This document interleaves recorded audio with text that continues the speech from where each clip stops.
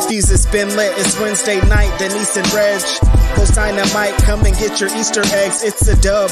Middle of the week, it's AEW Dynamic Wrestling, and end your night with us. It's a must. It's Dynamite. It might combust. Speak now. We're gonna give you all the recap. Live on YouTube is where you see that. The Cali connection with the feedback. It's not Wednesday, but the California connection is here because we are here to talk about AEW Dynamite Title Tuesday. It's October 8th, and I'm here joined by Righteous Reg. In the building, it's your favorite rapper, your favorite writer, your favorite podcaster, Righteous Reg, media man, very busy this week. Denise, what's up? Speaking of busy, you've been on a stream for about 500 hours now, right? Dude, man, I gotta tell you, I do not miss these days where NXT and AEW run head to head. And it wasn't even head to head like they used to back in the day. Because NXT started at its normal hour and AEW was on at a special start time. So it started an hour after. But the second hour of NXT and the first hour of AEW I was watching simultaneously. And I was like, wow, I do not miss these days anymore. Reg, I will tell you, I am the queen of multitasking and I am hella proud because get this. I was watching NXT. Yep. I was watching AEW. I was tweeting. Hold on. I'm not counting right. Let me scroll over. I was watching NXT. I was watching AEW. I was tweeting. I was Facebooking. I was capturing reactions. I was editing those reactions and posting those reactions. Let's go. 7 things at the exact same time. So when Denise, why? Because I'm a fucking sicko, Reg. Yeah, that's true. I'm crazy in the head, workaholic. And so I was thinking, like, the whole time I was just like, literally, that's what I look like watching these shows. But overall, a good time. If you guys were here looking for the NXT post show, that's going to be happening tomorrow morning, 9 a.m. Pacific Standard Time, noon Eastern Time. But Reg, I guess let's jump right in because this was the go home show into Wrestle Dream, which kind of feels like it's being sprung on us, man. This pay-per-view feels like it's like coming, and we're just going along for the ride, man. Fast. What'd you think about AEW tonight? This was a very interesting show, Denise, because there was a lot in it. Like, as it was going on, when we got to when the first hour was over, I was like, man, they did a whole bunch of stuff in that 1 hour. And then we got to the end of the show, and I was like, they did even more. Like, coming into the show, they hadn't announced much for the show. So I was like, I don't really know what they're going to do here in this go-home show. And then they just started packing it in. There's promos over here. There's matches over here. There's backstage segments over here. They're building matches. I really like the pacing of the show. It felt like nothing wore out as welcome. Everything was like, here it is. I want to fight you on Sunday or Saturday. I'll see you then, blah, blah, blah. It was like everything was getting to it. Really interesting way to kind of do a go-home show because you usually see long, kind of drawn out. This is what we're going to see. But this was like boom, boom, boom, kind of like a super packed variety show. How pro wrestling shows should be in general, Denise. I liked it. All right. I thought there was a couple of items on the show that didn't feel like they were necessarily needed for this specific show because we are building towards Wrestle Dream this Saturday. So there were some things where I thought, oh, that could have probably been left out, whatever, right? But then some other things I thought like, okay, cool. We're getting a new match that was announced with Hangman Adam Page and Jay White. Yes. So that kind of ended up working out. So I found like some things worked on the show and some could have really just been on any episode of Dynamite. But for the most part, there was at least 3 segments that I really enjoyed here tonight. So we're going to go ahead and jump right into those, as well as we also want to do some Wrestle Dream predictions. So we'll kind of just like morph that all into one. But let's go ahead and get into these super chats here. First and foremost, I want to welcome 2 brand new members of the DWO and Peter Parisi and Matt Logan. Thank you so much for joining here. So we got Crazy 101 who gets us started saying Daniel Garcia stayed strong from the women of NXT. Did you see those memes that people were doing where they would show like, I think it was Triple H doing this, and then they had like all the women of NXT, and then they were like calling Daniel Garcia. Man, the internet, guys, it's undefeated. Yeah, I saw a lot of the memes, Denise. They were trying to entice your boy DG to go over to NXT. Hey, listen, Denise, you know me, some Lola Vice, some Jada Parker. Like, there's a lot to look forward to over there. But this is probably one of the happiest things of the show for me because I was in that We need Daniel Garcia in AEW. He has a lot of story to finish. He has a lot still to do here. He's planted a lot of seeds in AEW, and he needs to get those flowers when they bloom. So him coming out here and doing this promo, I thought was perfect. Him saying, yeah, look, this is where the best wrestle, and I'm also where one of the best wrestlers. So very excited. Yeah, so we might as well kick things off with this. It's a really straightforward segment. Daniel Garcia, after losing to MJF, I think a lot of us were going, what is happening here? What does this mean for the future of Daniel Garcia? It almost felt like AEW wasn't necessarily too trusting of the fact that Daniel was or possibly not going to be staying in AEW. And so to me, it kind of felt like AEW was sort of feeling like he wasn't going to stay with them, because if you think about it, MJF is gone. We haven't seen him since the show. He's gone. He's doing, all of these other projects. He's going Hollywood for right now. Right. And so a lot of people might have thought that, hey, Daniel Garcia getting the win on MJF would have been huge, because that sort of would have boosted him during this period while MJF is away, and Daniel Garcia would have really capitalized from that. But instead, they had MJF win the match. And so we hadn't seen Daniel Garcia. It had been like weeks. And so we finally get him here today. And he just comes out and he says it. Hey, I'm going to be staying with AEW where the best wrestle. And the thing that I did like what he said here after he made the announcement, I like that he said he was going to change things and he was going to come after gold, because I felt like he had to say why he's staying there. Okay, why do you choose to stay at AEW? And of course, a lot of this is very inner baseball, Reg, but a lot of the AEW audience, I feel, is really like invested in the news reports and the news cycle, and really invested into what is going on in wrestling on the social media end of things. Yeah, totally. I think that's what kind of added to the promo, Denise, because this is real. Like Daniel Garcia coming out and talking and saying he contemplated. He did have potential to go over there. He did have potential to have contracts in other places. So him coming out and being like, you guys, I really had to think about that. What's best for Daniel Garcia? What's best for me moving forward? And knowing that AEW really is a place is great to hear from him. He's still young. He still has so much time. He hasn't hit his prime at all. So it's like, this is great. I'm glad that the seeds that he's planted are going to be able to be, seen. And yeah, he needs some direction too, Denise. I think towards the end of his, before this whole contract thing began, people were like, we want something for Daniel Garcia. He would be in the big matches in the big moments and really wouldn't win. Now he has to come back with a focused goal, saying he wants gold. I think that adds on to a story, means that Daniel Garcia wants to stay here, and it's going to mean a lot for the next steps in his career. I don't want to see, because you're saying like we're not going to be seeing Daniel Garcia become AEW world champion right now. Like that's not going to happen just yet, of course. And that's fine, because there are so many other people that are just at different levels in their careers.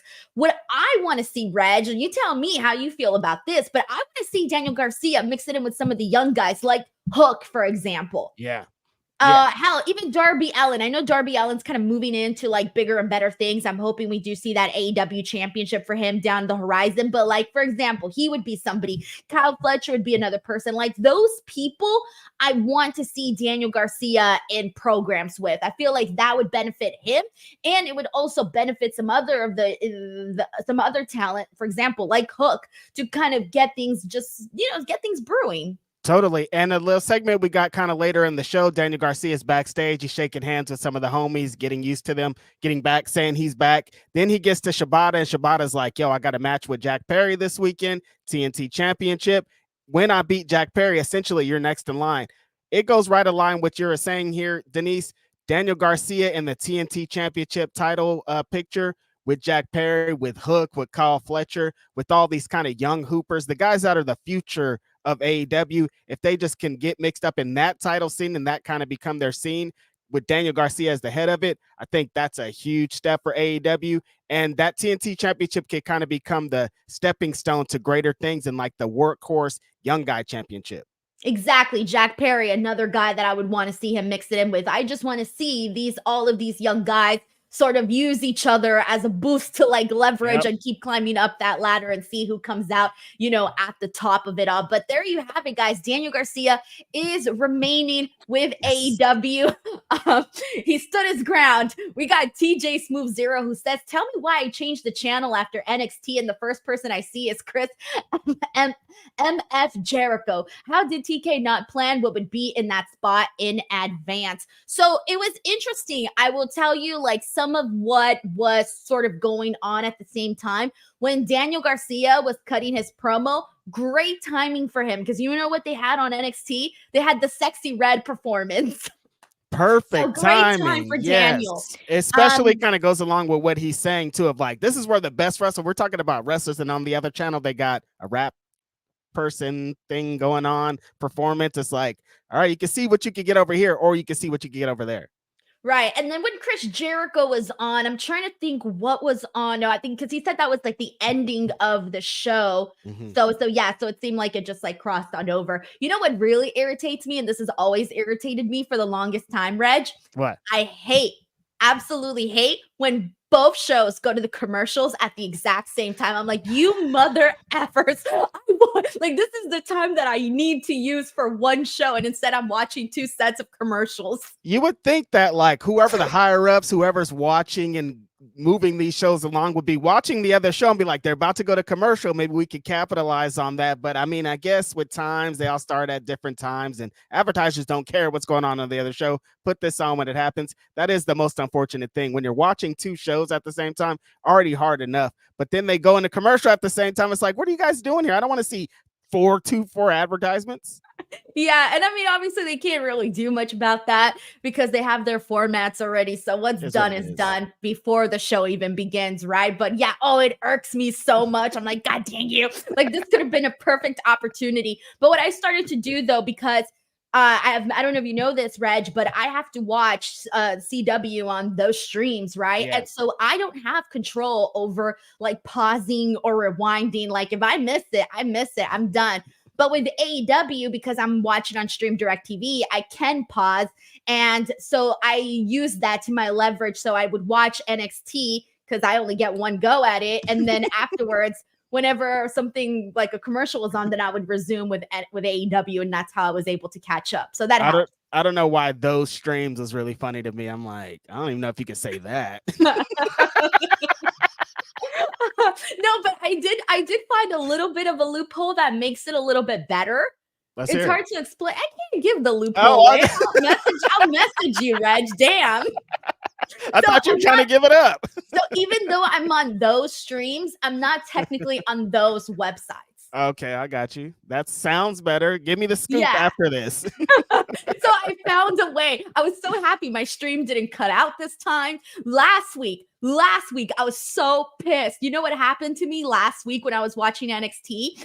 Everything was great, right? I was on the stream. I was watching the show, having the best time, and it cut out right at the ending of Julia and Roxanne. Oh no. Reg, I missed Cora Jade's debut. I had to go on Twitter and watch it. And you were live?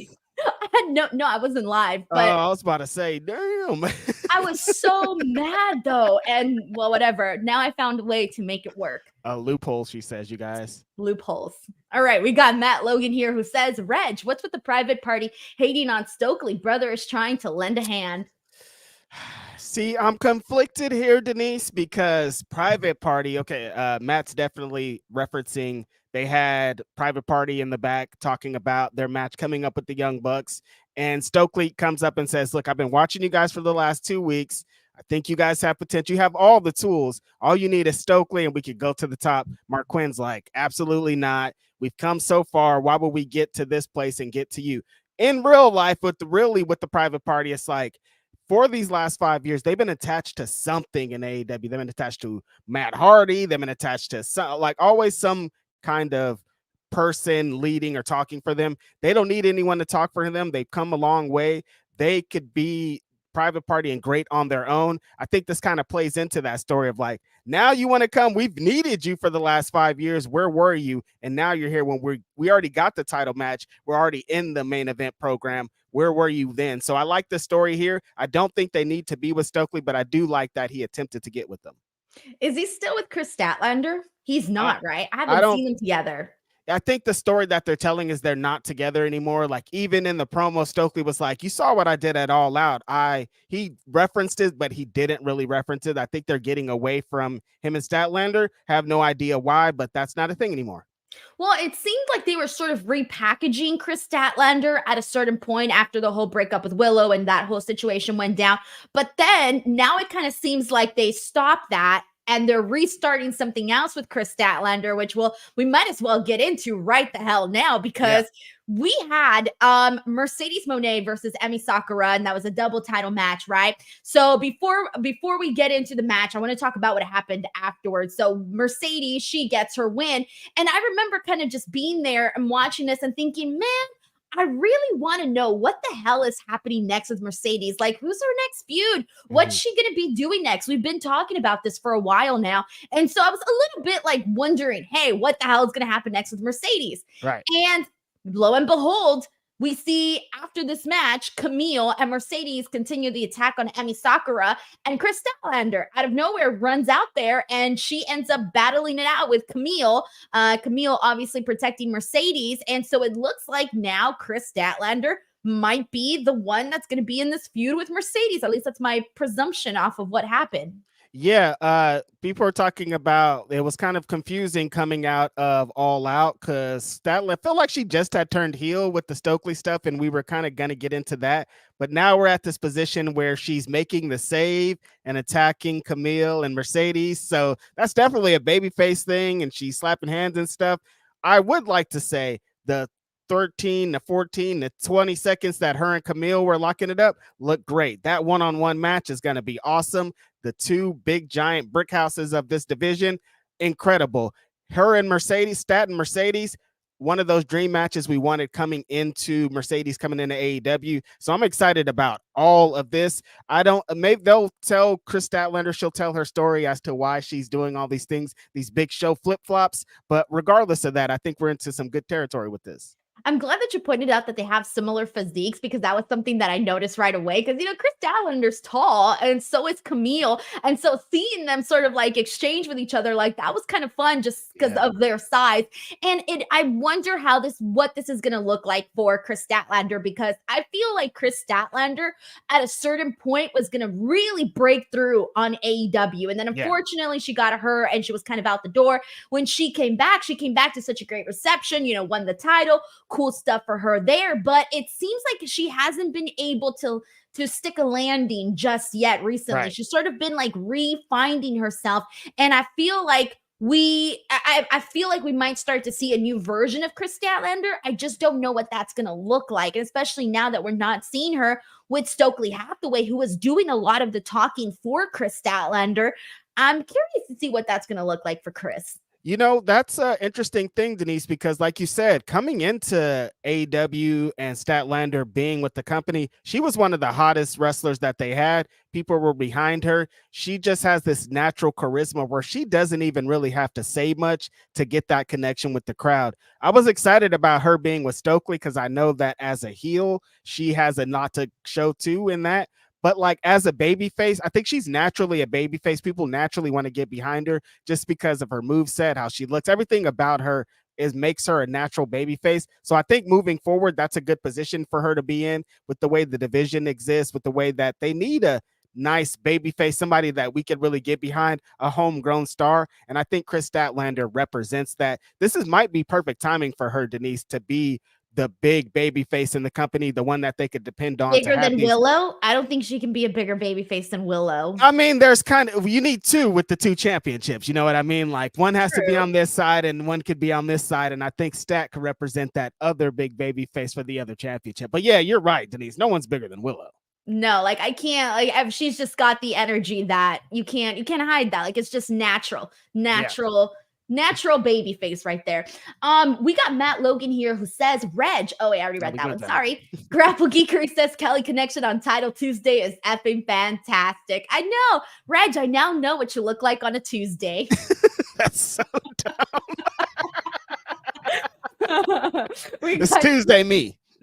Exactly. Speed Punk says you could have done 3 reviews. NWA comes on X on Tuesday. Wait, Denise? it does? For the challenge. Wait, this is the first I've heard of it. Has That's it always crazy. been coming on Tuesdays on X? No, this is new. What happened, like, after the CW thing went down and their deal got knocked out, they were like, for the next 2 months or something, they're going to be on X. So this is a new thing. Not a surprise to you because it is brand new. But yeah, next week, Denise, you could add it to your little schedule. Reg, I am so out of the loop with NWA, like completely out of the loop. I didn't even. So you don't know that WWE stole their deal? Well, yeah, I had seen all of that, but I was just so out of the freaking loop with the NWA. To be honest, I kind of forgot that they were running. Dude, Billy Corgan's not going to like that, Denise. I'm sorry. I've just been preoccupied. I don't mean it in a bad way, but honestly, has anything, because, okay, here's the thing. Well, even if, let's say I don't watch something, right? Because I'm so preoccupied with all this other stuff, right? Like WWE and AEW are putting out enough content to keep me busy, all right, people? Mm-hmm. Now, let's say I don't watch a promotion or whatever, right? At least if something really big happens, it goes viral on social media, so I will at least see it there. I cannot tell you the last time that anybody on my timeline tweeted about NWA, that anybody shared a video that popped up on my timeline. Nothing. I can't remember the last time. Who's their world champion? Is it still Tyrus? Or what's his fucking name? Tyrus? You said Tyrus? I forgot his fucking name. That's who you think it is? No, I'm telling you, I'm so out of the loop, Reg. Oh, I'm sorry. My God, that's crazy. Okay, I feel like I'm going to get hit right now. Okay, I'm sorry. What's going on? You know what? Fill me in, Reg. Go, take a minute. I mean, I only know a little bit because I try to stay at least in the loop. EC3 beat Tyrus, and then EC3 was the champion for a while, but he just lost it to Thomas Latimer, or whatever his name is. That's it. That's it. I'm just trying to keep. So what you're telling me is that so I wasn't even naming a champion from like forever ago. It's literally like naming the second to last. So long, like it's been a minute. Okay, so how long Ethan Page? I mean, what's his face? Not Ethan Page. EC3. How long has EC3 been champion? It felt like he was champ for like 10 months or like he had it like close to a year. Yeah, yeah, he was champ for a while. Okay, people are saying Bram is the champion now. Yeah, Thomas Latimer or whatever. All right, I'm sorry. You know what, Reg? I blame you. What? No, don't blame me for this. I blame you because usually you're that person that tweets about like obscure stuff in pro wrestling. And so you keep me in the loop. You have not. When was your last NWA tweet? There's a line, my friend. Where's the last one, Reg? Where's the last one that you tweeted out? There's a line on how obscure I want to go, and like I like a lot of people over there. There's some friends over there, but I can't. I'm sorry. So you're out here yelling at me, being like, "Oh, you don't fucking know anything, Denise." I knew something at least. All right, well, whatever. Okay.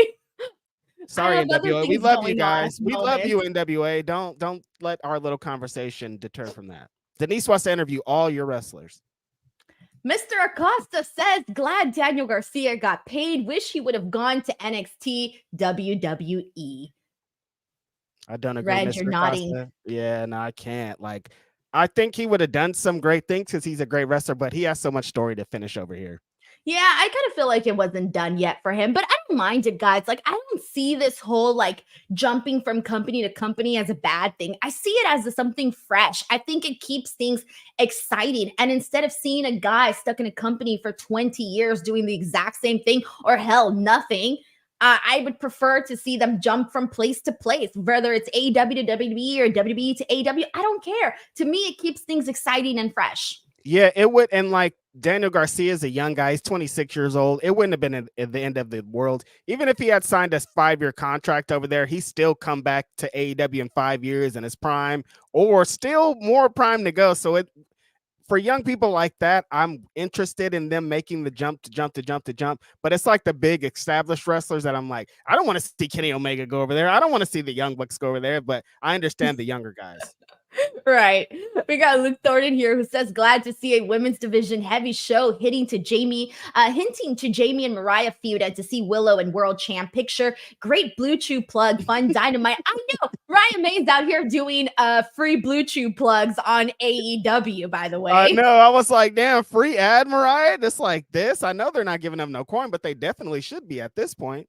After that, they definitely should. Like, they should be reaching out and making that happen. But let's go ahead and get into that, because that was something that was essentially altered right before AEW started. As we all know, in pro wrestling, cards subject to change. And Britt Baker, according to Tony Khan, was out. She's under the weather, and so she couldn't make it to AEW, and she was supposed to wrestle Willow to determine the new #1 contender for Mariah May at Wrestle Dream. So instead, Tony Khan posted on TikTok.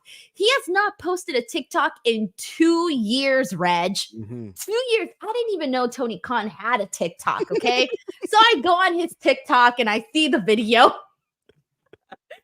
Listening to it, and I'm like, oh shit, whatever, right? So he announces all of this stuff about Britt Baker being sick and says that instead we're going to be seeing Willow face 3 former champions. And so that's when we get Saraya, Nyla Rose, and Jamie Hayter announced for this matchup, and it becomes a fatal 4-way with the winner again going on to face Mariah May. The winner was Willow Nightingale. But what did you think of the matchup that we saw here? And do you think this was an even exchange for to replace Britt Baker?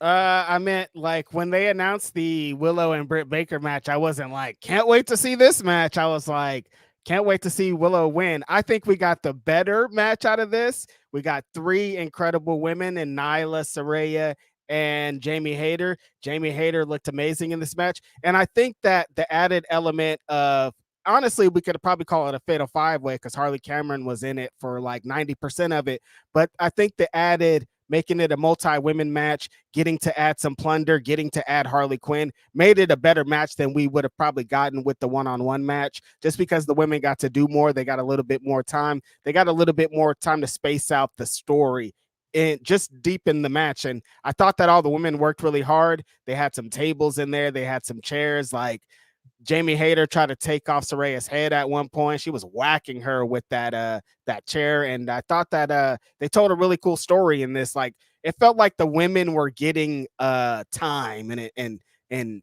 just, you know, the option to show who they exactly are. I like this match a lot. I like Jamie taking out Willow and Nyla at the exact same time. I was like, look at her. She's so strong, Jamie. Yep. So I did like that portion of it. There was Penelope.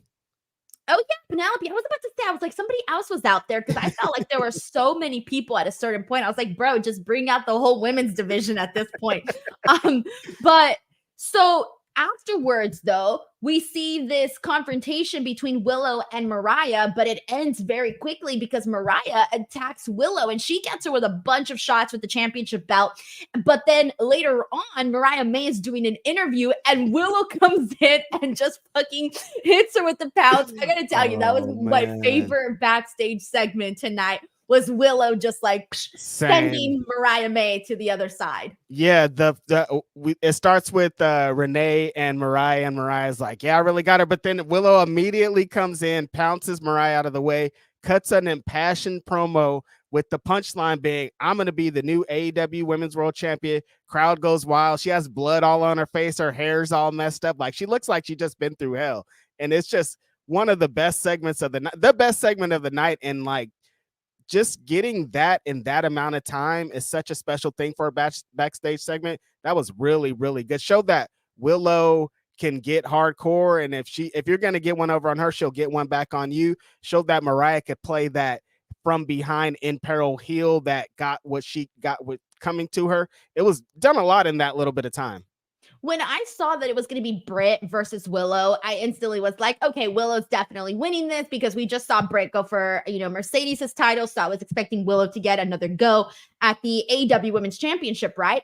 And so I was already expecting Willow to win this, like even when it was her versus Britt. And when they announced the Fatal 4-Way, I figured they weren't going to change because like AEW doesn't really change their plans like that. So I figured Willow's probably still going to win. But with that in mind, I'm thinking, okay, Mariah versus Willow. And I'm like, okay, Mariah's definitely going to win this, right? Like she's not going to lose. However, that moment when she hit the pounds and she cut that promo that you just mentioned, after that, I started thinking, maybe Willow might have a chance here. She at least planted a tiny seed of doubt in my head, even though I was already going into this expecting Mariah to win. Yeah, Denise, I didn't really think that Willow was going to be winning this match against Mariah at all. I was like, oh, this is a nice little moment for Willow. Gets a nice win for Mariah. But then after tonight, I'm like, I don't know. Willow kind of looked like she might be in position. Like if they were like, hey, let's do this. Like Willow is ready for it. It'll go with the year that she's been having. Yeah, Denise, I'm on the side of like, I don't know. Willow might have a shot at this on Saturday.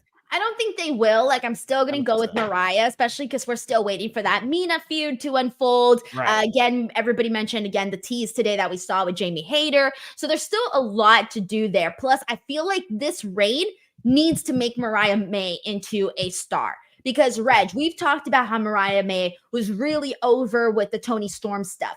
But after the Toni Storm separation, it kind of feels like it's kind of the buzz has sort of died down a little bit surrounding Mariah. So I feel like they need to find a way to like really, really spark up this feud and make Mariah May into a superior champion, right? To get her into a champion, have her become a champion that like everybody is interested in, kind of rebuild up that buzz surrounding her name. Yeah, I think if she has a great match with Willow and a great victory over Willow, that's going to help with it. She needs some big wins, Denise. She needs some more stories to be told. This isn't going in the right direction for Mariah and going to get her into the point that she needs to be as the champion that people challenge, because all the women are like, we want to wrestle Mercedes. We want to wrestle Mercedes. Like they need to get like that point with Mariah too. We got Mike T90K who says, Dog, Harley, Mariah, Penelope, F, and Ford in one match. And then the little emojis. Yes. Yeah. Shout out to Penelope Ford. Yeah. At one point, Jamie Hayter was taking out everybody with the chairs. Penelope came in, whacked her on the back. That's what got Jamie Hayter out of the match because, a lot of people probably expected her to win if she's in this match. That's the way to get her out of it. Penelope Ford, though, is really awesome. Sounds like she's cleared. Very happy to see her back. Her added to this women's division with all these incredible women, I think it's going to be great. Have you ever seen the clip of Booker T trying to say Penelope Ford's name? I have. Penelope. So I don't even remember how he said it. I'm going to look for it. And that's going to be the new clip that I'm going to roll on this freaking thing. That shit was fucking funny. It was so funny, though. I don't even know how he said it. It was like Penelope. I don't even know what he said. That was great. But Booker T, he's not in the goodest graces right now. Oh, I must have missed something. Okay. Rafael Garcia says, I wonder if I'm gonna be honest. Today I went out and I was gossiping, Reg. I had like a 3-hour girl date, and look at you.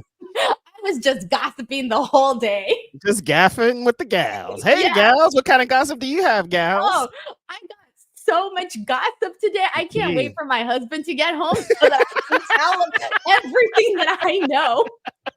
You don't know, Reg, I think I have like 5 hours worth of gossip. Damn, it's just stewing inside of you, huh? You're like, I gotta get this out. How do I tell? Yeah, okay. I will share one piece of gossip, a tiny piece of gossip. So I always like to talk shit on my friends' ex-boyfriends and make fun of them because I'm like, they're so ugly. I don't know what you were doing with them. Denise, that's just the way it is, right? Like, but me and my friends, because they might come back. Me and my friend have very different tests. We've been friends for years since high school, so that's how we get along, right? And I was like, I don't know what you were doing with that guy. He was so ugly, blah, blah, blah, whatever, right? And she goes, oh, hey, Denise, have you seen what? And I'm not going to say this person's name. She's like, oh, have you seen how so-and-so looks? And so-and-so used to be the guy that I liked in high school and was kind of with. And I was telling her, dude, I have not seen so-so in over 10, 15 years. I have not seen what this guy look like, right? This guy that I used to kind of have a thing with. And she goes, she shows me the picture, Reg. And let's just say I can no longer talk shit about her exes. And she had a field day with mine. Reg, I wanted to die. That's so long ago, though. It doesn't represent you anymore. No, but still, I was like, no way.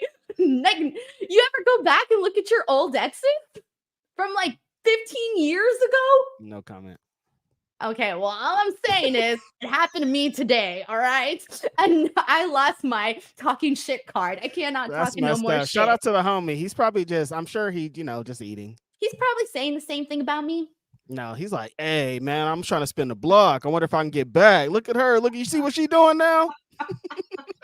But to be fair, he didn't like me that much, so. Oh, see? Yeah. Rafael Garcia says, I wonder if Brian Keefe knows how to chop down a tree and or if Big Bill knows how to use a wood chipper. No particular reason why, just wondering. Don't give them any ideas. Listen, I love the learning tree. We got Big Bad Diddy Daddy. Holla if you hear him say, why did a drunk CCO ran a red light? Color blindness. What? What? Reg, you're laughing, which means you get this. Yeah, I do. You're gonna have to explain it to me. I don't see color. Oh, that's what that's in reference to. Okay. You can't see the light colors, the different ones that change. Oh my God. I was like, who ran a red light? You look, you guys. That's the game. I don't know, man. All right, we got Luke Thornton here who says Daniel Garcia would make a great TNT champ. I'm pretty sure that might be on his horizon. Yep. We got Mike T90K who says, why did they randomly put Orton on NXT tonight? Shaking my head. Well, he'd been promoted for a long time because it was in St. Louis.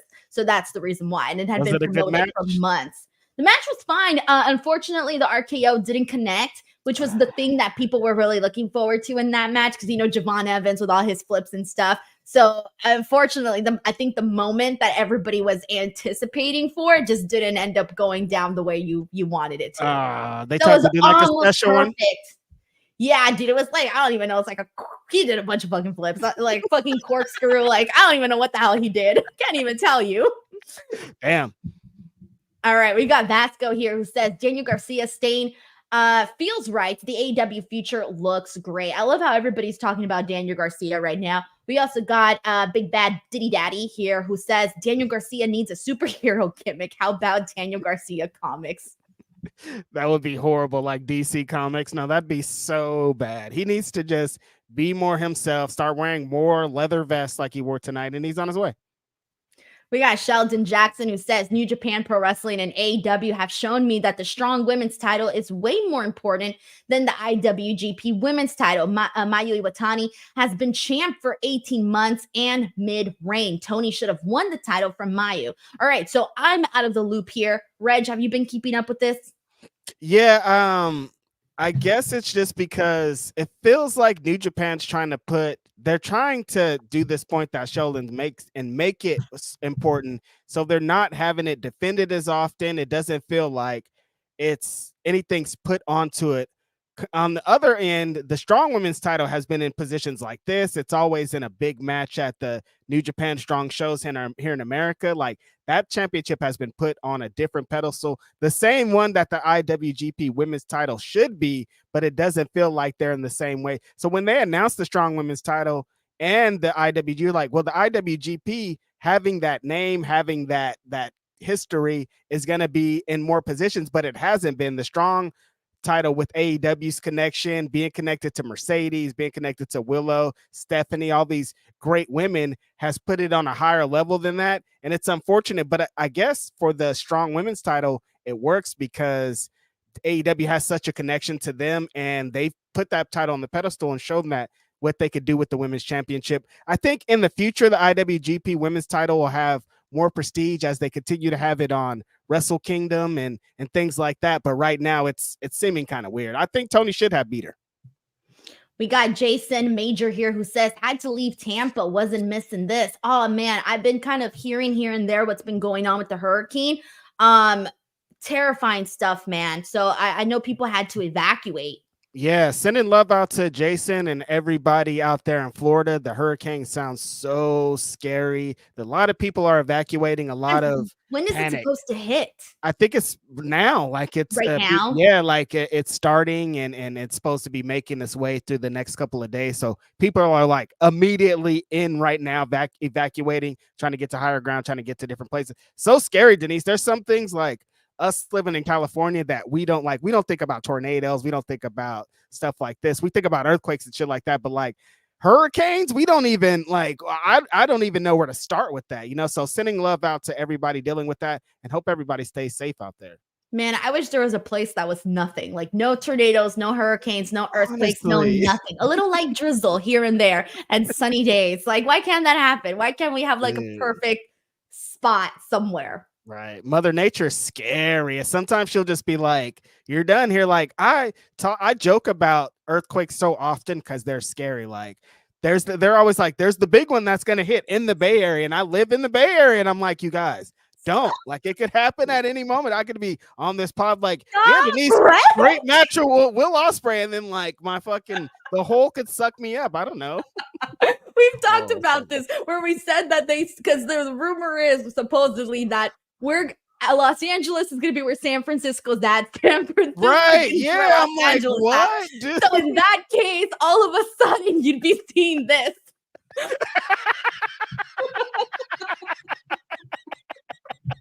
That's so dumb.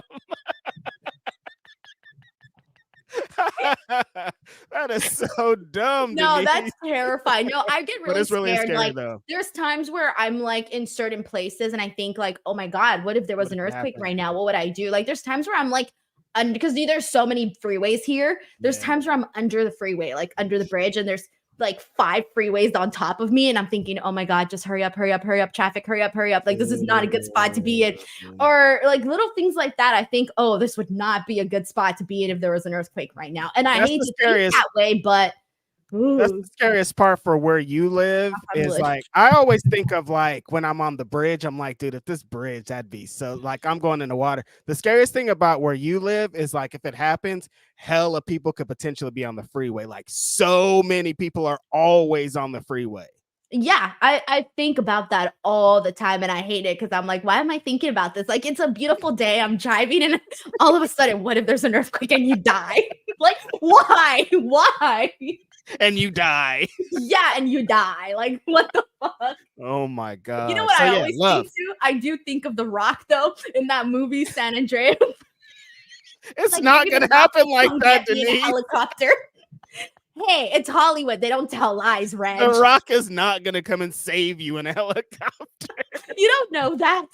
He might. I mean, he might. I've seen him do some crazier things. Hey, that's my only saving grace right now, right? Is The Rock coming to save us. Okay. I'm gonna let you have that one. LaRon Ford says, how does the double title match only get 10 minutes? I feel like you got a decent amount of time because people like it was. I thought it was a decent enough time. I like the match. We didn't even get into it. Denise was just like, we're talking about the end of it. Let's move on. I actually thought the match was awesome.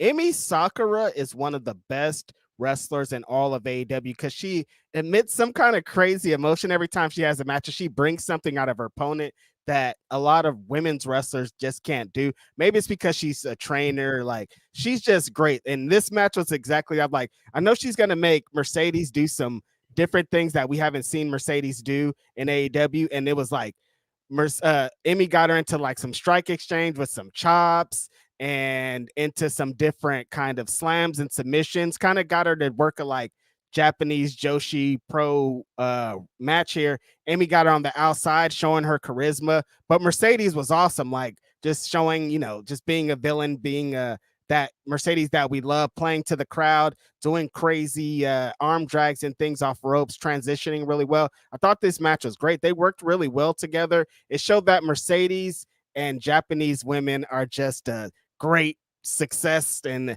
she should just wrestle all of them because anytime she gets in the ring with them, she works the different style that's just really awesome. Emi Sakura needs to be featured more because she does this every single time she's in a match. She like makes them work her style, and her style is just kind of smash mouth, bang, bang, get to it. I like this match a lot.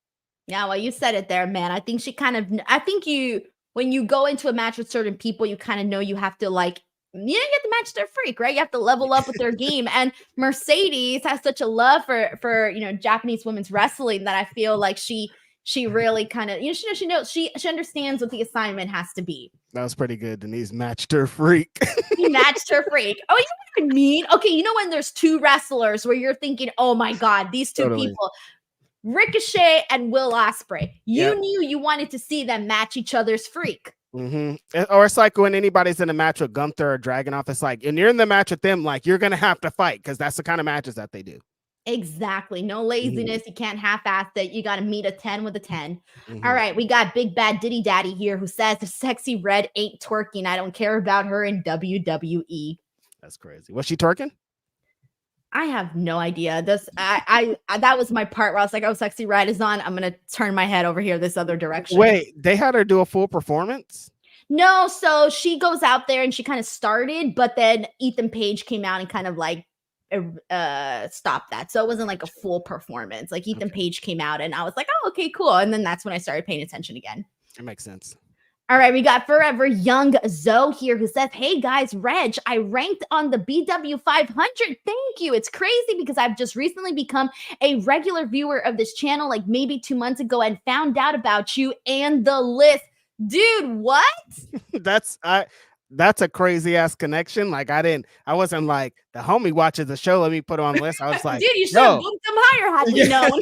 I'm just like, yo, the homie's out here grinding, deserves to be on the list. That's an amazing story. That makes this even better. And shout out to you, Young Zoe. Keep killing it out there. Shout out to everybody ranked on the BW 500, sending me these amazing messages. It's been really great. That's awesome. I saw your tweet. Did you get any angry messages? Oh yeah, of course. But what do you do when you get these angry messages? I don't like. I'm talking about like angry messages from wrestlers or from wrestlers. Yeah. What do you do? I don't respond to them. Oh, okay. I would be so scared, Reg. I'd be like, I'm so sorry. Like you're mad at me in my DM about your ranking, dude. Like, come on, guys. Like, what do you want me to say to you? Look, Reg, if I was a wrestler and you ranked me a hella low number, I would be sad about it, but I wouldn't ever message you about it. Like I would just keep it to myself and maybe cry in my room. The VW 500 is not even as bad as the PWI 5. Like me and Daniel Garcia had a thing for like a whole year because I ranked him low. And like every time I would see him, he'd be like, you motherfucker, like for an entire year. And like, that's a thing. Like it became a bit, but at first he was like really mad. I've had a bunch of mad wrestlers in my DMs being like, what the fuck? Why don't you blah? And I'm just like, whoa, hold on a minute, bro.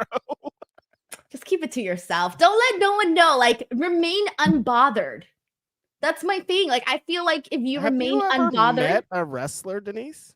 I mean, yeah. Well, they are the most bothered people in the world. I know. They all be like, these rankings don't matter. We don't care about this, and they care so. We don't care about Dave Metz with 5 stars. They care so much.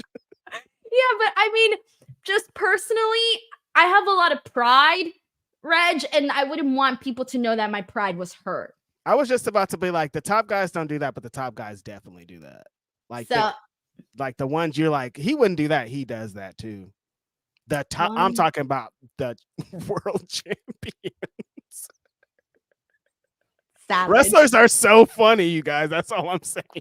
Savage. All right, well, let's see what happens when they rank the top 500 podcasters and me and you are ranked at 500. Don't do that. Don't do that. Okay, if someone were to put me at 500, no one would ever know how I felt about it because I would never put it out there. Because they'd be lying. Denise is number 1. Oh, yeah. Oh, yeah. Oh, yeah. All right. The point is, remain unbothered. That's the motto. Remain unbothered. Don't let anyone know you've been hurt. Sounds good. All right. JK Fishbowl. But anyways, congratulations, though, to Young Zoe. He's excited. I love that. All right. That's awesome. We got JK Fishbowl Williams who says, where do you see NWA in 2 years? Hell, I know you know. What? It's from my Grapsity bit. You've seen that video, right? No. Someone, it was when Will was on the show and he was like reading a super chat and he's like, where do you see NWA in 2 years? And then I'm like, hell, like immediately after he says that. Wait, But so you gave me all this shit about not knowing who the NWA that's the champion funniest was. part though, Denise, because it's been like 2 years since that bit and like Denise doesn't know one bit about you. So feels like you might be in hell. Yo. You know, I worked for NWA one time. I do know. Yeah. That's Bro. what makes it even funnier. Ninja Keith says I'm going to my first WWE live event in 27 years at Sheffield Arena on November 6th. Can't wait. P.S. I love your show and podcast. Thank you so much, Ninja Keith. And dang, 27 years. Oh my God. I hope you have the best time, man. I really, really do. I know sometimes I feel like because we go, like I go to shows all the time, Reg. I know you go to shows all the time. Sometimes you forget. But I remember when I would first go to wrestling events as a young kid, oh my God, I would be so thrilled whenever I saw that they were coming back to my city because I knew my uncle was going to buy us tickets and we were going to go and I would count it down. And at the end of the show, I would feel so bad because I knew I'd have to wait such a long time for the next one. Denise, the most excited I've ever been as a wrestling fan is when WWF used to, what Denise is describing here, they would play which cities they're coming to. They would have the little commercial. We're going to be in blah, blah, blah. The first, this was in 1998. They played that commercial and then it was all Bakersfield, California. Like you couldn't, like I screamed in my house. I remember my mom coming in and being like, what's wrong? What's going on? I'm just like, wrestling's coming here. Like that's like the most excited I've ever been in my life. Knowing that the thing that I watched every Monday was going to come and I was going to be able to be there live. I've been to a gazillion events since then. And like Denise says, sometimes we get lost in the show. Sometimes we're like, sometimes our friend Denise is like, I don't even want to be at this great show that I'm at. Like we get lost in being here so often that we don't know that this is amazing. Sometimes we're watching the greatest wrestling of all time. We're in here with an arena of fans having the greatest moment of our lives. And we get lost in that. So yeah, Ninja Keith, have the best time. WWE and Sheffield, they always do crazy shows and the crowds are always so lit. So yeah, go for it. That's dope. Get out to a wrestling show if you haven't been to one. If I didn't go to another one for 27 years, Denise, that'd be crazy. Even if it's your local indie, actually your local indies can be very, very fun. Facts. We got Speed Punk who says, also, they had 2 women's matches on Dynamite tonight. Let's go. Hope that happens more often. I know. And we ended up covering them right off the bat because they were pretty, they gave us some good substance there. We got awesome. LaRon Ford who says, when are we getting a Mercedes main event on Dynamite or a 15+ minute match? I keep them on to showcase her like, I keep wanting them to showcase her like Ospreay and MJF. I think it's going to happen when she has like a really, really hot, noteworthy feud. Yeah, this. I mean, it happened with Britt, but that wasn't a match that was obviously a pay-per-view match. I think today showed exactly what they need to continue to do with Mercedes. I talked a few times on this podcast about, because people are always like, well, Mercedes is run. Get Mercedes in the ring, have her wrestle, have her do a little backstage segment to talk her shit, then have her go out there and wrestle. That's the way that you get it. I'm with you, LaRon. They got to have her in main events, put her in there for 15+ minutes, really let her shine. That's how you get more heat behind her. That's how you stop you from being like, what's up with this run? You just got to put her out there. Mike T90K says, how the F do girls gossip for 3 hours? Oh, do you not know about girl talk? Reg, do you know about girl talk? Everything comes out in girl talk. Mike, this is funny. I do a podcast on Saturday that goes 4 hours. Men gossip too. Oh, yes. I was going to say all my male friends gossip. Are you kidding me? Reg don't gossip. Try to act like this is just a girl's thing. Yeah, I get about 90% of my gossip from men. All right? I'm saying, like, dog, every time I get some gossip, it's from a man. Like, I rarely get some gossip from like, dog, you're gossiping again? What happened? I don't know if I want to do this. 3 times, sometimes 4 times, sometimes 5 hours, you guys. Yeah, the gossip be good sometimes, bro. All right, 10 Ruza here says, super pumped for that Swerve segment at Wrestle Dream. Will be wild if we get Lashley, Shane O'Mac on the same show. EJ looked huge with Swerve. Daniel Garcia, thank you. All right, so let's get to that. Swerve Strickland will be at Wrestle Dream, and we've been sort of predicting like, oh yeah, when is Bobby Lashley coming? That is totally happening at Wrestle Dream. We're going to get the Swerve Bobby Lashley confrontation. Come on. Yeah. they showed a really awesome video package with Swerve training with EJ. Like EJ looks giant, egging him on. Swerve looks gigantic. Yeah, they announced that Swerve's going to be at Wrestle Dream, and it was kind of like, I wonder what he's going to be doing there. Why is he coming back at Wrestle Dream and not on a random episode of Dynamite? So yeah, that kind of gives us a little bit of thought that Bobby Lashley could be showing up. Swerve could be answering what MVP was trying to get from Prince Nana. So, I mean, if you want to debut a huge superstar like Bobby Lashley, doing it on pay-per-view makes a lot of sense. Doing it in Swerve's home state and getting some heat on him that way makes a lot of sense. So, yeah, I kind of feel like Lashley's going to show up. Shane O'Mac's not showing up anywhere. Let me tell you how happy I was watching Bad Blood, WWE Bad Blood on Saturday, because they have showed somebody in the crowd, a big bald guy with his son. I'm glad he's there in this crowd, so they'll stop saying he's ever going to be in AEW. I wish they would have shown Shane O'Mac too, so you guys can all forget about this. Hey man, I'm still hoping for Goldberg at AEW. So that was my prediction. Come on, Reg. He was there with his son, Denise. I know. That's my first thought was, oh man, he's not going to AEW. And I had the exact opposite. Yes, he's not going to AEW. Like how both of us were like, okay, this means we're either going to see him or not see him. I mean, let's be real. I think we were not expecting Goldberg at AEW. The second he said that the AEW product was cheesy is what he said. Probably not going to happen. Oh man. All right. But anyways, yeah. So yeah, it would have been weird to not have Swerve at Wrestle Dream, by the way. It really would have been. Going to Washington, his home state, they make an emphasis on that. And Bryan has a match, Darby has a match. Like, they got to pay tribute to the hometown boys. Got to have Swerve in some capacity. So this makes a lot of sense. We got Big Bad Diddy Daddy who says difference between Ava and Alba. Ava hires, Alba fires. It's pretty good. Oh man, the dad jokes are in full throttle today. Berthausen says, I'll be at Wrestle Dream again Saturday, this time bringing my non-wrestling fan friend. Oh, dude, let us know what they say, who their favorites are. That's always interesting. I love that. This is going to be interesting because this is like Wrestle Dream's like the wrestling show. So you got to like you're about to see some grappling, like some sicko shit. So it'll be interesting to see how your friend does there. Yeah, they're either going to love it or they're not going to love it. Definitely.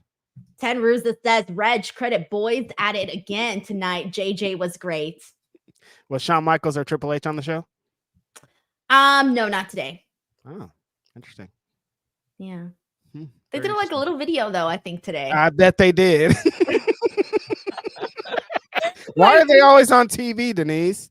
Sean's not really on TV that much. It's mainly Triple H. Triple H cannot stay. He's everywhere, TV. What is his deal? I think he's just really trying to mark that it's his era, you know?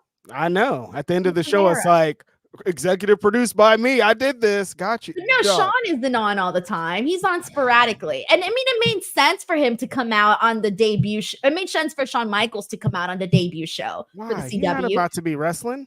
I know, but he's like, you know, it was fun to see him. He's cooking. He's, you know, he's doing his thing, man. It's not fun to see him. We see him all the time. We don't see Sean all the time. We don't need to. He has a bald head. We don't see him all the time, Reg. I'm here for it. But yeah, we do see Triple H very often. Too much. Stay at home. My favorite part though is that at WrestleMania, remember when Cody brought him out and he said that he didn't want to come out? I reference that all the time. Cody, this guy does not want to come back, dog. He can't wait. He was telling him to hit his music so loud. Hit my music, dog. Cody's telling me to come out there. Okay, Reg, be honest. If you ran the company, would you not want to go out there a couple of times and be like, this is the Reg era? No. It ain't about you. Like, it's sad because, like, even his stepdad the worst of all time, but there's even some things he wouldn't do. Like, he didn't put his name at the end of the show. He came out pretty often, but you're not supposed to follow his footsteps like that, Paul. I'm going to add that to our show. I'm going to put produced by Denise Salcedo.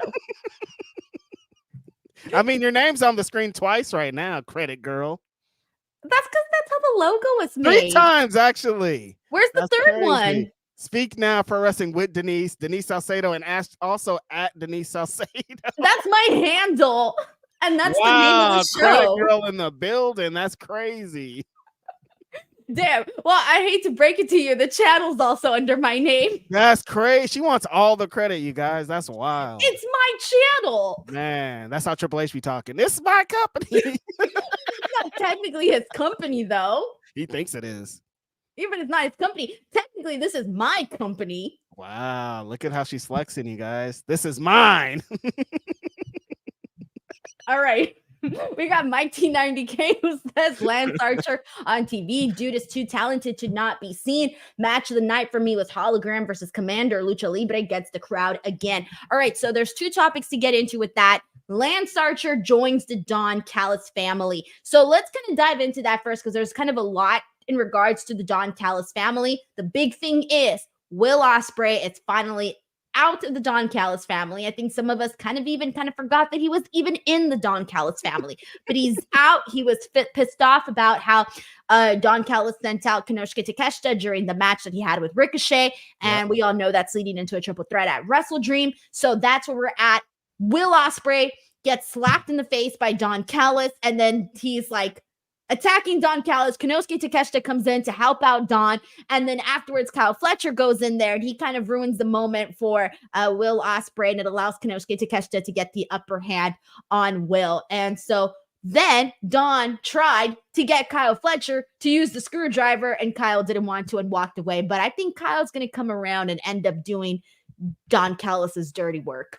Yeah, it felt like there was a moment where Kyle was like, we shouldn't be doing this, but also I think I might be tired of being in this guy's shadow. Like I felt like a little bit of like, maybe I should do it just like I end all of this and just move forward. Yeah, this is a pretty good segment here. I think I like Lance Archer with Don Callis because we're moving parts. We're moving Ospreay and potentially Kyle Fletcher. I think Kyle Fletcher might stick around, but we're going to be moving these pieces around, so we need to add some different muscle.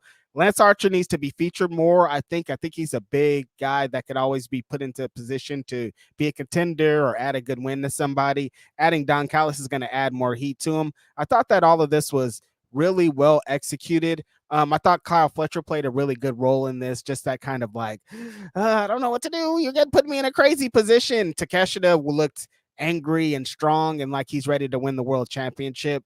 This is a story that I think the Don Callis family's needed for a while, right? Denise, there was a moment where we're like, I was kind of like, maybe we should be done with Don Callis just because I told you I forgot Ospreay was even part of the Don Callis family. He didn't feel like he was part of it since the very beginning when he came back with AEW. It's like, oh yeah, he's part of it. Like when he was part-time with AEW or like, still with New Japan technically, and he was part of the Don Callis family, sure, whatever, right?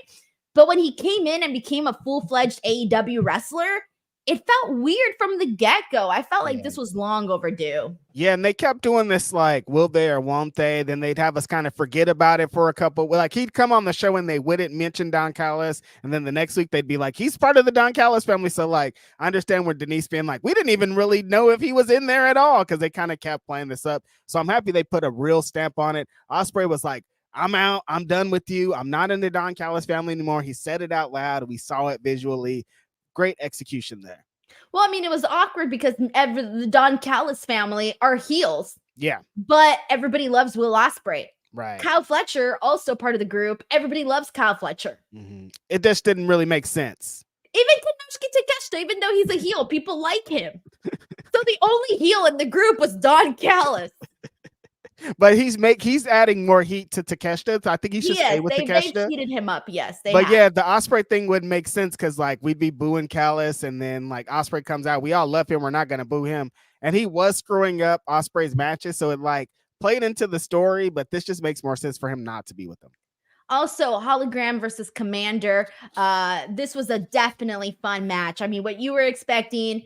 Reg, your spot foo. That's exactly what you got. There were some great moments during this.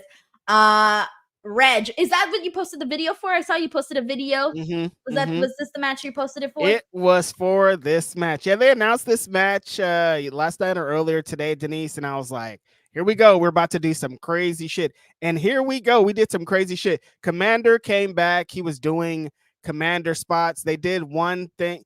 He did a thing where he did a springboard into a front flip back, did some springboards onto the ropes, double springboard into a Dragon Rana, and I just was like screaming in my room, like, how do you do this type of thing? He tried to do his rope walk spot that he does, but Hologram cut him off, but then he caught Hologram with the power bomb out of midair. I'm like, what are these guys doing? This was spot fu, flipping and spinning, lucha libre, sicko shit. Both these guys were doing insane things that your brain can't even process. Sometimes I want more of this, Denise. I feel like they do Dynamite or Collision, and the crowd just needs something to just 1,000 miles per hour. All these wrestlers just everywhere in the world. This is what this match felt like. This is how you get a crowd into the show. This is how you start out a TV wrestling show. You have two of the craziest luchadors in your company do all the flips, do all the spins, try to kill each other, and just show that lucha libre is a big part of AEW in general. This was really awesome. I was thinking, like, remember when Hologram debuted and people were like, what's this going to be? They thought it potentially could be Ricochet. They kind of were like, this is goofy. But then he came and he's been lighting up the world, and him debuting on Dynamite tonight, they're going to have to either have a flippy guy division, a cruiserweight championship, or something to add something to these guys doing this like that, because we need to see these guys featured every week. I feel you, man. I actually kind of like the idea of doing something like that. Just like it feels like they're fighting for something. Because right now it's just like, these are the matches. For example, you're talking about bringing non-wrestling friends to a show. These are the matches where you don't need to be a wrestling fan. And I bet your ass anybody's going to get up and go, ooh, that was fun. Like, those are the kind of matches that are going to get people like very freaking excited. So yeah, that was definitely fun. I think this was going on at the exact same time for NXT when they had A-Town Down versus Axiom and Nathan Frazier. So I was like, literally doing a little bit of this, eyes on both a lot of fast guys. Yeah. So that's what we were getting. They kind of aligned that. We got Big Bad Diddy Daddy here who says, never mad about earthquakes. It's just Bronson Reed. That's silly. We got Vasco here who says, Willow pounced Mariah into next week. Let's go, Willow. Yeah, she really did. That was great. I love Willow's pounce. It's phenomenal. Mm-hmm.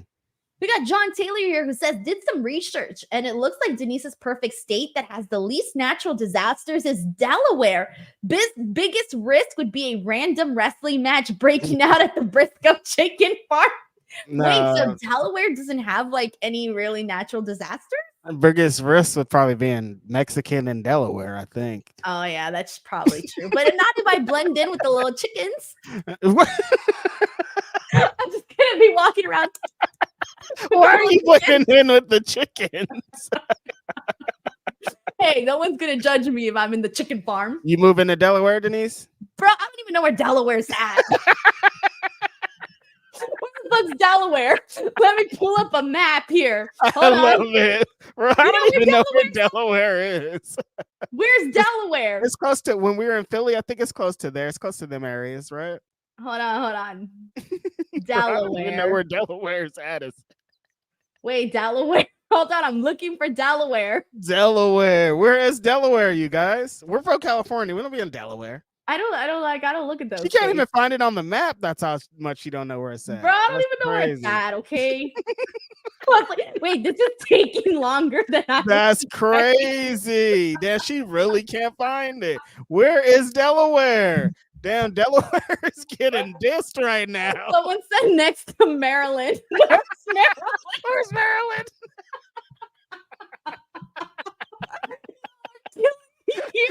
Hold on. I should probably put my glasses on. Oh my God, she can't see also. Wait. Jeez, where's Maryland? Dude, this is crazy. Oh, yeah. Okay, up here in those little states. Hold on. Hold on. Near DMV. Okay, here's Maryland. I found Maryland. Oh, I found Delaware. There it is. You found it. I had to zoom into the little states. Mm-hmm. Because if you look at the map like this, you can't really see it. You gotta zoom in. Hold on. So funny. All right, I now know where Delaware is at. So Listen, you learned something today, Denise. let's go. All right, Reg, you didn't help either. You were like, I don't know where Delaware's at. Listen, if I just stay out of this, it won't look as bad, you know?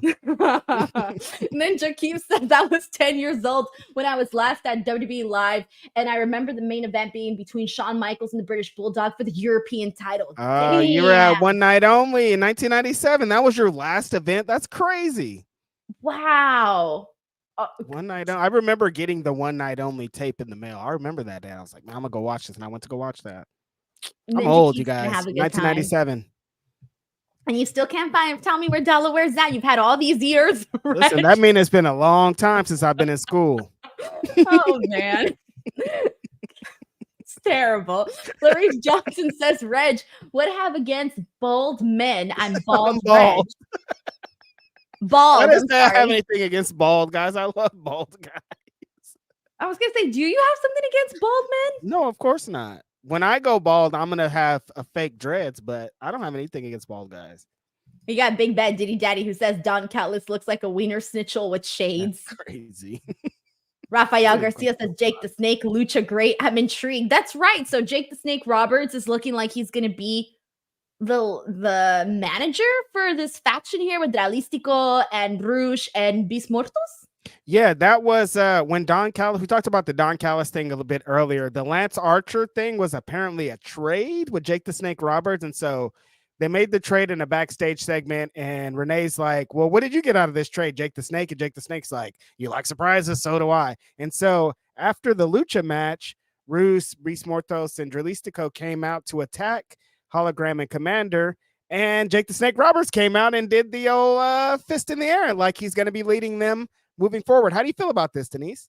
It's random. It's really random. Like, I care about the three guys in the ring. I don't know how they're going to mesh with Jake the Snake, but I'm thinking, okay, sometimes those odd couple pairings, sometimes they work. So I guess I'll just have to wait and see what they do, Reg, but I don't really know what to expect out of this. It feels random.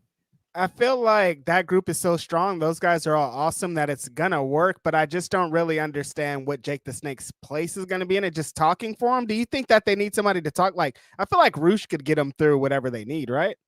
Yeah, I think so too. I think Rouge is a big enough presence on the show to get them by. I really do think so. We got Big Bad Diddy Daddy who says Delaware. Mighty 90K. Denise, how many states are in the United States? That's the question. Stop it. Y'all are nasty out here.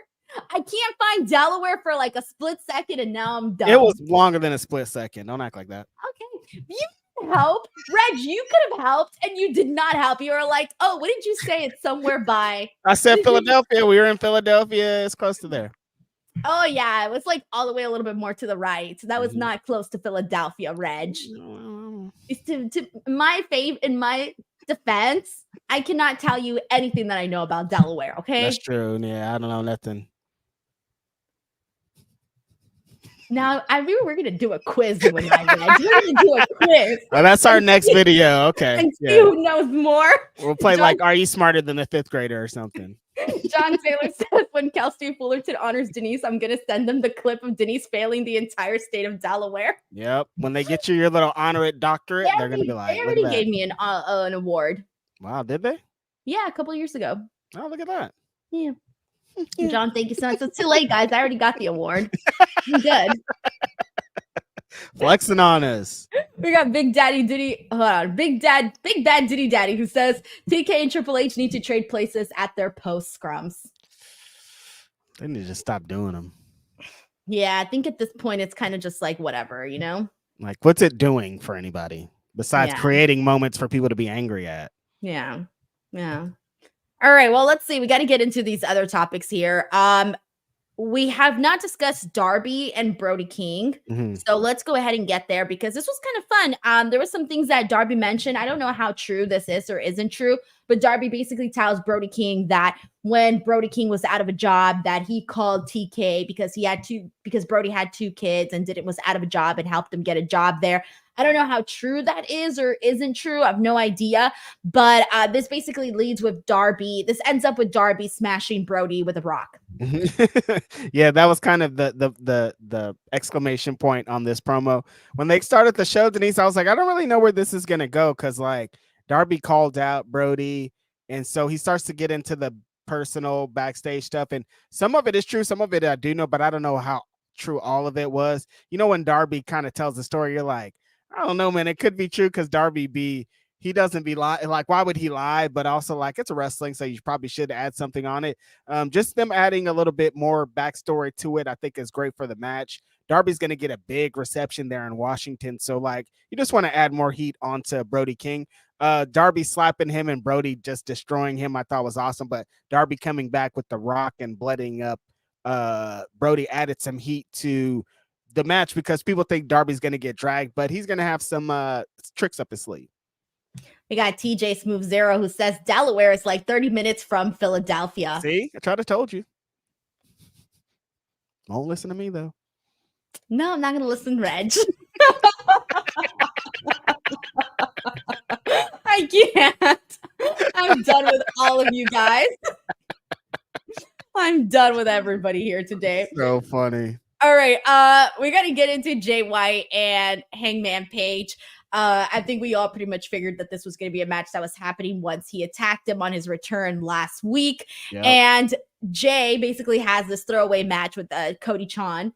Mm-hmm. And this leads to him just calling out Hangman Adam Page. He wants to defeat him and then go after some gold. I like this. It's fine. I mean, I didn't care about Jay White versus Cody Chun, but at least we got the match made for Wrestle Dream. Yeah, squash matches are kind of silly sometimes. I'm like, well, what's the point of this? But I think that they wanted to showcase Jay White before the pay-per-view and maybe just getting him out there to have a little bit of little match. He has to talk is the point. So you don't want to just have the promo because it was kind of a promo heavy show if you kind of break it down. So like adding a little bit of extra element I thought was great. The promo was great. I think that is what separates Jay White from a lot of guys is like he can talk an arena, people into an arena. He could get you into a match. All he needs is 2 minutes. He's going to sell you on. He's better. He's the best. He's going to end this. I thought that this was a great way to show that he needs some heat going into this match because, like, we all know Jay White is great, but he hasn't had like any definitive wins here in AEW. He hasn't had anything to really stand behind. So, like, why are you challenging Hangman Page? And I think he told us why.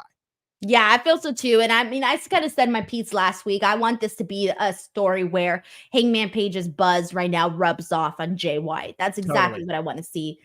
We got Margie Loves here who says, you both made my night. Fave stream of the week. I wonder how many people here search for Delaware. Nobody's admitting it, though. Nobody wants to admit it. Everyone's going to leave me on my boat alone. Come on. Yeah, nobody's going to stand out there. You don't want to be like, I also don't know where Delaware is. I'm pretty sure someone else here was like, yeah, where is Delaware? It's because, again, you guys, California, we just only think about ourselves. I'm sorry. I'll admit it. Yeah, that's true. We are pretty selfish over here. So selfish. All right. Well, we got a couple more items to get to, and we need to get into Taz and Hook. I don't really know if there's really anything really new here other than Hook is still looking for who attacked his father. He's confronted by Christian. Because Christian was looking for Kip Sabian and Hook had seen him, but he didn't snitch on him. So that's good. Hook is not a snitch. Christian sympathizes with Hook. Anything? I still kind of stand behind. I think Hook is the guy that attacked Taz. Like, I think maybe that was the story that they're trying to tell. They're trying to get us to believe that Christian did it. Christian's like, I do have something to say to you.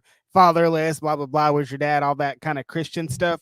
But it didn't fully answer what we needed. This maybe be one of those segments you were talking about, Denise, of it's not really needed for a Wrestle Dream. So why is it here in this show? Like, it felt like they were trying to make an emphasis on like, Hook's here, he's going to say and do something. And I don't know if he really did anything.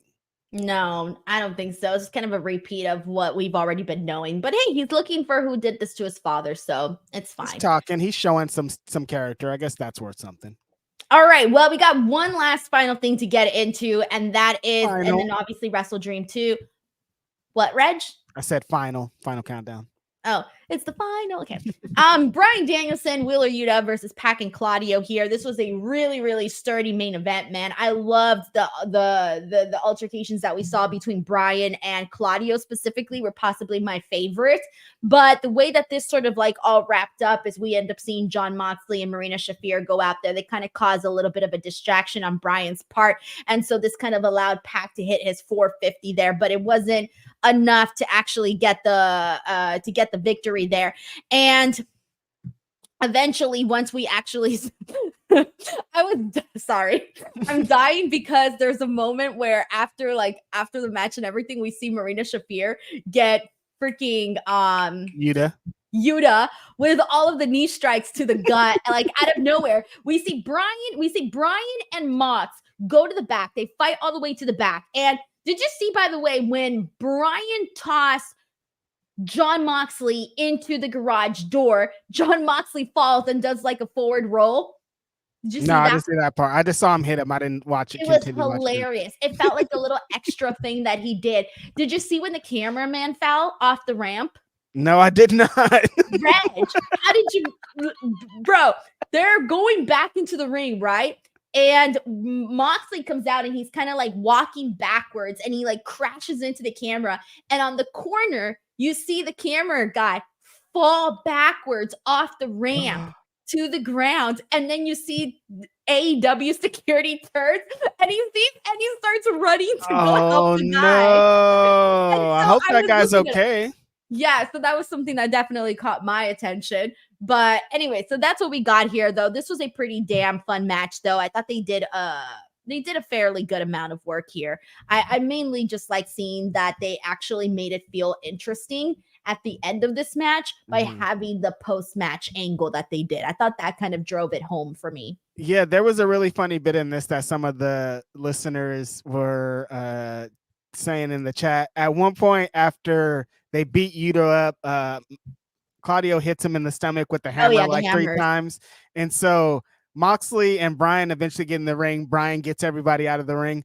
Yuta's on the ground. He's dying. Like his insides are all broken. He's like reaching for Bryan, and Bryan's just doing the yes shit. Oh, I didn't notice that. Yuta's on the side like help, and Bryan's just like yes, yes. I'm like dude, shots to the gut with the hammer, bro. Your friend's over there dying, and you're just like yes, yes. It was so funny because Yuta's just like please. Oh my God. I need to go back and watch that. So good. But yeah, this was kind of bittersweet, Denise. Everybody, you guys, this is it. The final countdown on Dynamite, like, dog, that song is expensive. And the fact that they played it here, a good sign, but also not a good sign. Cry, Reg? It's nice. I'm just like, so Bryan loses at Wrestle Dream. Is this it of his like full-time or just his part-time? Well, Bryan needs neck surgery. Right. So then that's it. You're telling me that's it. It's not like they're billing it as his last match. Are they billing it like that? They're not. I can't the way that he's been talking, Denise, about I need to get here for my family. We saw him at All Out, All In. Bree was there, all the kids are there. He's like, these kids want me to not be a pro wrestler anymore. I want to finish this. So you finish your career, or you lose your championship, you go get neck surgery. I can't think you go get neck surgery and then think, oh yeah, I want to wrestle again. I'm like, if you're getting neck surgery, that's probably it. Yeah. Like you don't want to wrestle again after that. Yeah. Right. So are we seeing this as his last? Like, should I be prepared to see this as his last match? It is Bryan Danielson though, also. Dude, this is his last match for now. Man. And Reg, you better not cry on the watch along. We're doing a watch along, so Reg, you better not break down crying. Damn it, dude. Like today when Final Countdown hit and he was walking down there, I'm like, damn, dude, this is it. You guys, like, that's Bryan. It's gonna be hard. It's gonna be tough. We got Big Bad Diddy Daddy here who says, forget FUBU, a new fashion line. Oh, it's FUBU. Oh, yeah, FUBU. Forget FUBU, a new fashion line's here. Now, Delaware. Delaware's going to haunt me for the rest of my life. Delaware, you're dead. Delaware, I'm going to have to go to Delaware. I remember where places are at if I've been there. Don't go to Delaware. It helps. If I go places, I'll remember. You'll remember if you've been there? Yeah. I wouldn't. I'm going to take you with me, Reg. I'll pay for everything. Okay. Come on, we're going to Delaware. Right, let's go. I'm in. All right, Margie Love says, it's close to the end when TK keeps paying for final countdown. Oh. I'm sad about it. Reg is going to cry on the stream, everybody. I'm not. John Taylor says, Triple H going to see color before Denise sees Delaware. That's crazy. That's insane. Did not. You guys are insane, dog. Triple H going to see the color. I can't even believe. What is wrong with y'all, dog? That's crazy. Y'all are crazy, man. Wow. Oh God, we got. Never mind. I was gonna say. Yeah, no. Put it to the test.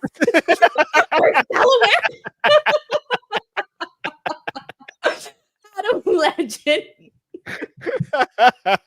Oh my God, you guys. Adam Legend's gonna be TK. I'm sorry, but Yuta got to put hands on Marina. She can't get away with that mess. Mama said, "Knock you out." Yo, dude, she was going for it. When they shot to her hitting Yuta with knees, I'm like, she is beating Yuta's ass. You guys, somebody help! Yuta had the worst day ever. This was not his night. He got knees from Marina. He got hammers to the gut. What else? It was not a good day for him. Sad. He's losing all of his friends. Like, it's a bad time for Yuta. Oh, and then last week when he cut that promo, the I'm a man promo. Man. Man. I'm a man, I swear. When you got to convince us you're a man, it's like, are you? I don't know, man. Arnold Nicholson Jr. says AEW needs a pay-per-view in Delaware. God, that's crazy. No, they don't. Never gonna live this down. Arnold Nicholson Jr., thank you so much. We got Big Bad Diddy Daddy who says Detroit, Michigan is where Della Reese is from. Della Reese. Y'all are silly. Bear Hudson says, I wanted to have a discussion about how some of the booking has been for AEW, thrown matches together with no purpose or very little story, or am I wrong? Well, let's go ahead and break this down. Here we go. Let's look at this Wrestle Dream card and we'll say yes or no. Has there been a full-fledged story or has it just been thrown together? Here we go, Reg. This is your quiz. Atlantis Jr. versus Brian Cage. Story or no story? That's no story. That's just a match. Mark Briscoe versus Chris Jericho. There's a story there. Yeah, even if we don't like it. Darby Allin, Brody King. They told the story today. They have history. Jack Perry and Katsuyori Shibata. You have to think about it that long. No story. Yeah, I don't think so. I wouldn't say so. Will Ospreay, Ricochet, Kenosuke Takeshita. Story. The Young Bucks versus Private Party. Story. Mariah May. Why are you looking like that? There's a story. I didn't even remember the story. Ken, don't even ask me the story. I don't even remember the story. What's the story? Sicko. What do you mean? The Private Party needs to. They've for 5 years been trying to cross over to the next thing. John Moxley just told them they haven't done anything for 5 years. They need to get serious. There's a story. Stop. It's a short story, but whatever. All right. Mariah May, Willow Nightingale. There's a story. They just told it today. Hangman Page, Jay White. Another story. Bryan Danielson, John Moxley. Come on, a big story. All right, there you go. I don't think Bear's probably talking about on weekly television. Yeah, there's just some stories that, again, like I said, sort of feel short. There's short stories that kind of just got thrown together. And then there's other things that are a little bit more thought out. AEW is dealing with having more pay-per-views because remember like having almost a monthly pay-per-views a new concept, so they're still trying to figure out the weekly programming and how much they should give and how much they shouldn't give in conjunction with the pay-per-views. And they're still at a point where they're like, well, we need to tell the stories, or what do we do in between? And the in-between stuff could get a little muddied up because sometimes they're just like, this is going to be a cool match. Let's do it. But then, you know, I think all of wrestling should have at least a couple stories with no purpose because it's wrestling. Right. All right. Okay. I feel you. I still think we could use a couple more stronger stories. I think some of the stories can be stronger. Definitely. Yeah, that's true. Because I shouldn't be here struggling going, yeah, what's that story with these guys again? It shouldn't be that way. Like, I should know right off the bat, hey, this is exactly what the story is going into it. It shouldn't be a struggle. You're right. We got Margie Loves that says Denise Delaware Salcedo. How did you get a new bit today? That's so crazy. All of our Delaware viewers are going to be very offended at this show. Pissed. You're dead. We're done. Margie Loves, thank you so much, man. All right, I think that's it. I think we got just about everything here for AEW Dynamite Title Tuesday. But alrighty, friendly reminder that Reg and I will be here on Saturday. We're going to be doing a Wrestle Dream watch along. So if you guys want to come out, hang out, talk some AEW, we'll be here. And then tomorrow morning, I'm doing an NXT post show for those of you guys who care to hear some NXT thoughts. I'm doing that 9 a.m. Pacific Standard Time, 12 p.m. Eastern Time. And then also Friday, I'll have the SmackDown post show as well. So a lot of stuff coming up. Reg, what do you got? Yes, it's a pretty chill week this week. We won't be back tomorrow because we are here today. So I'll be here on Saturday for Grapsity and the watch along with Denise. Very excited about it. Appreciate everybody showing support with the BW 500 and all that comes along with that. And appreciate you guys showing up tonight. You got like a 7-hour day on Saturday. Oh Me too. God. Yeah. I was just thinking about you and I was like, wow, Reg just working 7 hours. I forgot about me too. busy one. Saturday's going to be long, you guys. It's pro wrestling though. I'm excited about it. All right, let's do this. All right. Thank you guys so much. We appreciate you as always. We'll catch you back here again next week at the normal time slot. We actually got one more super chat. This is from John Taylor who says, pro tip, if you're ever stalked by Denise, move to Delaware. She won't be able to find you. One more Delaware bit before we get out. Be stalking somebody.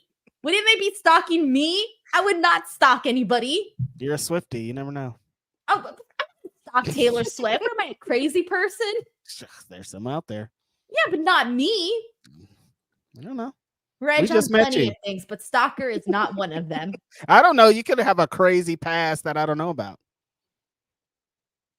Really, Reg? Really? Me of all people. My crazy past. Craziest thing I've done is eat bananas with sour cream. Ugh. See? Crazy. Why'd you do that? Oh, it was pretty good. Try it.